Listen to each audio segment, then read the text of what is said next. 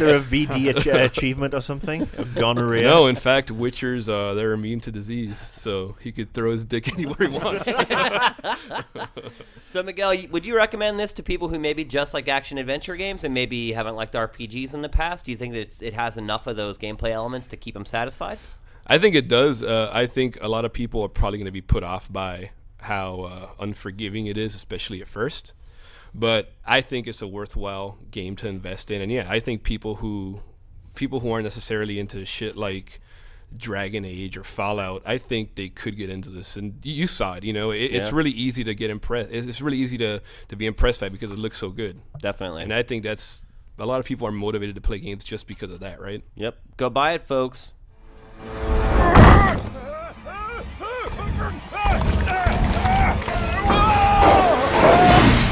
All right, man, this show is just loaded with big frickin' games, as it should be with E3 right around the corner. I had the distinct pleasure of checking out BioShock Infinite at Judges Week last week. Yes, while I was playing Hooky from Invisible Walls, I was checking out lots of games, and few bigger than BioShock Infinite. And we're going back to the 80s.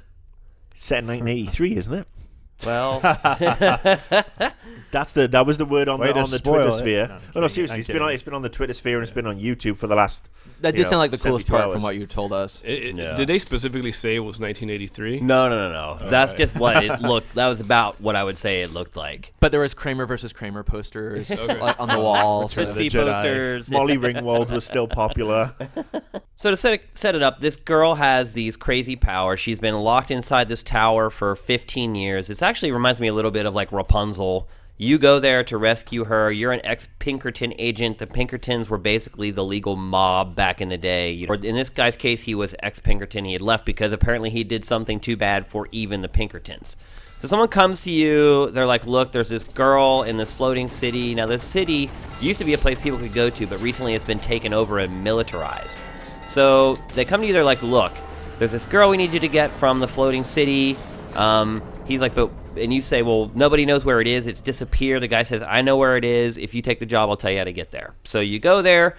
You find the girl. She's been in the tower for 15 years, totally reclusive, doesn't know anything about modern society. Some of the quips that go back and forth between you and her are really hilarious because they do a good job of writing around the fact that she's lived in this tower away from society for all this time. And she Your doesn't character understand- talks? The playing Yes. character talks? Oh, yeah, your character talks. So you go, you rescue her, but she has this protector, and this is what kind of makes it feel a little bit Bioshock-y, is instead of the big daddies, you have this huge iron eagle-like thing that protects her. So you bust her out, and then this huge monstrosity is after you pretty much the rest of the game. And I'm not going to spoil some of the things that we saw, but that's sort of the object, is you're trying to get the girl, the eagle's trying to keep the girl. So the girl has these powers, and why they've kept her in this tower is because they fear that her powers could destroy everything because they're afraid she won't be able to handle them. So you break her out, she starts to discover